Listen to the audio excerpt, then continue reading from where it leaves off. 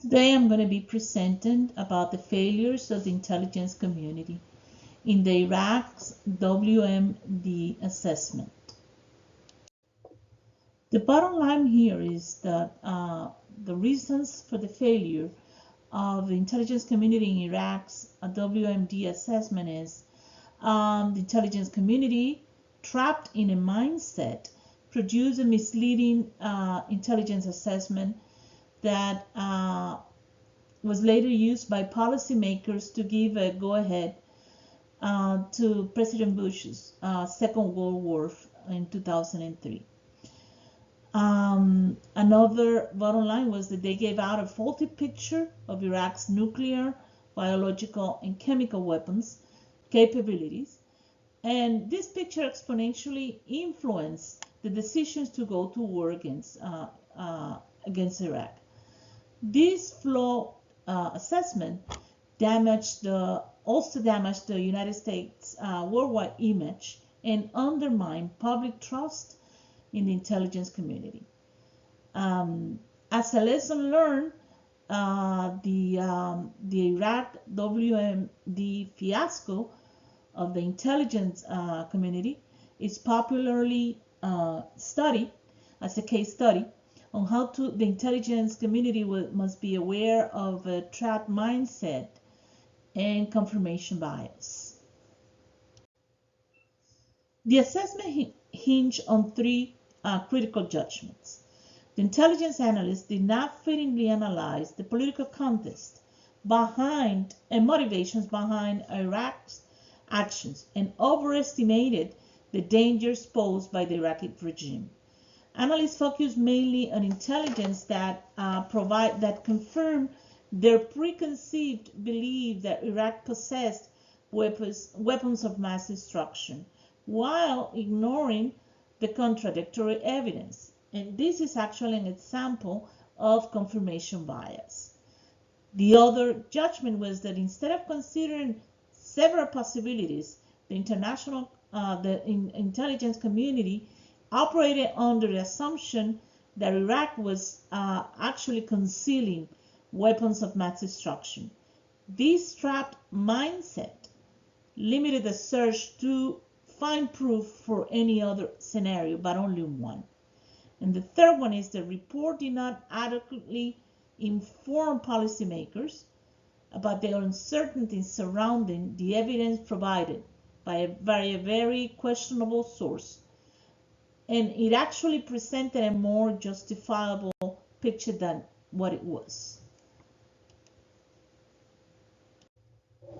Analysts saw the efforts from Iraq of trying to buy high-strength aluminum alloy tubes cylinders as evidence of having established a full WMD program. They added that these cylinders would be used also in a centrifuge enrichment program.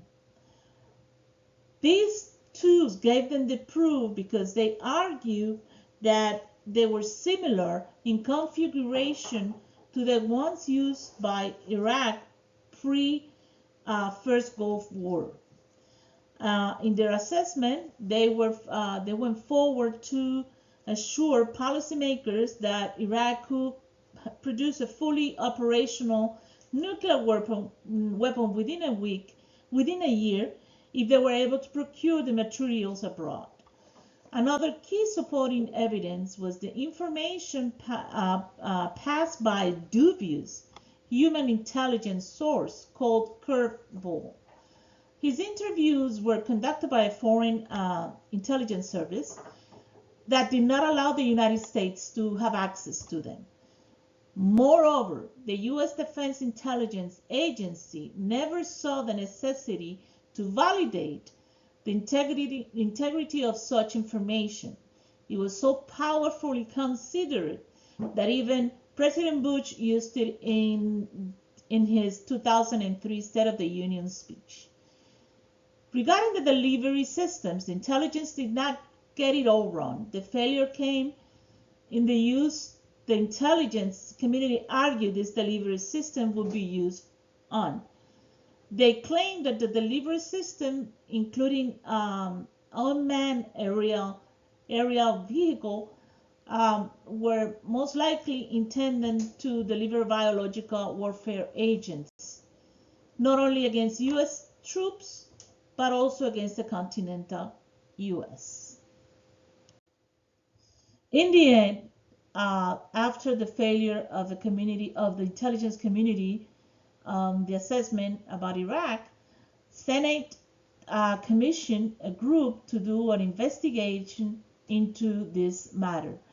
The Iraq Survey Group, after an extensive investigation into the integrity of the intelligence community assessment, concluded that Iraq was not trying to rebuild capabilities to produce weapons of mass destruction. Their work, in fact, their work on the enrichment of uranium ended in 1991 after the UN resolution and subsequent ban. Moreover, the Iraq Survey Group found that the country had also destroyed its biological weapons stocks in 1992 and found no evidence of trying to reconstruct a biological weapons program afterwards. Regarding the Hamid source, Kerbal, the information from the human source named Kerbal came into question as the country was preparing for the war against Iraq and collapsed later on in the first month of the war because it was discovered that Kerbal had fabricated everything.